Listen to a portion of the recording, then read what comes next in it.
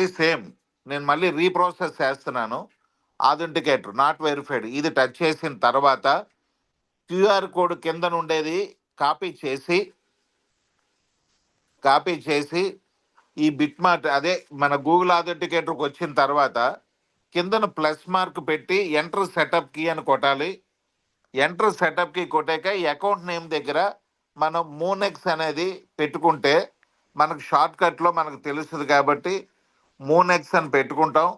మీరు అక్కడ ఏదైతే కాపీ చేశారో అది రెండో కాలంలో మనం పేస్ట్ చేసుకుంటాం, యాడ్ చేసుకుంటాం. ఇది యాడ్ చేస్తే ఇక్కడ చూడండి మూనెక్స్ అని 149035 అని ఉంది కదా, అది 30 సెకండ్స్కి ఒకసారి ఎండ్ అవుతుంటుంది.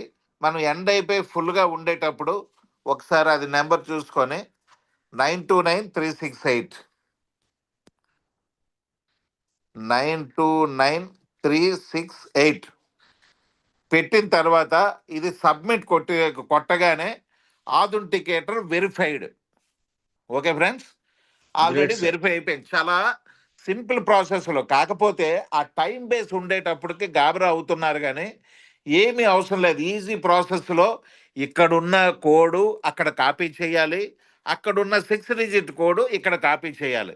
చేసిన తర్వాత ఇది వెరిఫై అయిపోద్ది, ఆథెంటికేటర్ వెరిఫైడ్ అయిపోద్ది. అప్పుడు కంటిన్యూ అని కొట్టుకున్న తర్వాత చూడండి అది వెరిఫై అయిందో లేదో మళ్ళీ చూపిస్తాను ఒకసారి. మళ్ళీ ప్రొఫైల్కి వెళ్ళాం, సెక్యూరిటీ కొట్టాం, చూడండి ఆథెంటికేటర్ వెరిఫైడ్.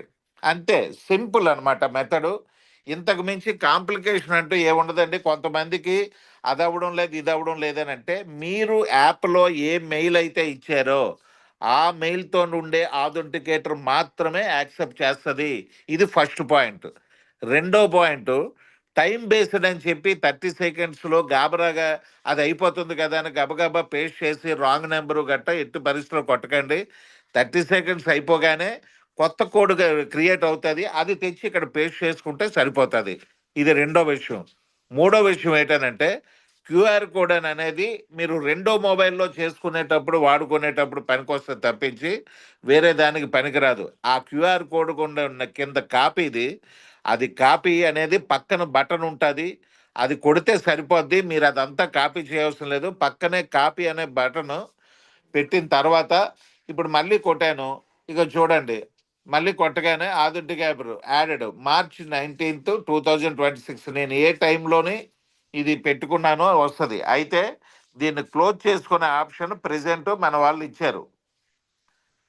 ఓకే, అలాగే ఎందుకని అనేసి అంటే ఆథెంటికేటర్ యాప్ అని అనేది మీ పర్సనల్కి ఇది ఒక సాఫ్ట్వేర్ వాళ్ళు తయారు చేస్తున్న యాప్స్ ఇవి అన్నీ. బైనాన్స్ది ఉంది, గూగుల్ది ఉంది. ఇవి ఎందుకని అనేసి అంటే సెక్యూరిటీ 30 సెకండ్స్ అవతల వాళ్ళు గాబరా పడి మీ పాస్వర్డ్ ఏదో రాంగ్ కోటి లోపల ఇది మారిపోతుంటుంది, మళ్ళీ ఇది రాంగ్ కోటి లోపల అది మారిపోతుంటుంది. అందుకు ఏంటని అనేసి అంటే మీ ఇండివిజువల్ ఆస్తిని మీరు కాపాడుకోవడానికి పెట్టిన యాపే ఆథెంటికేటర్.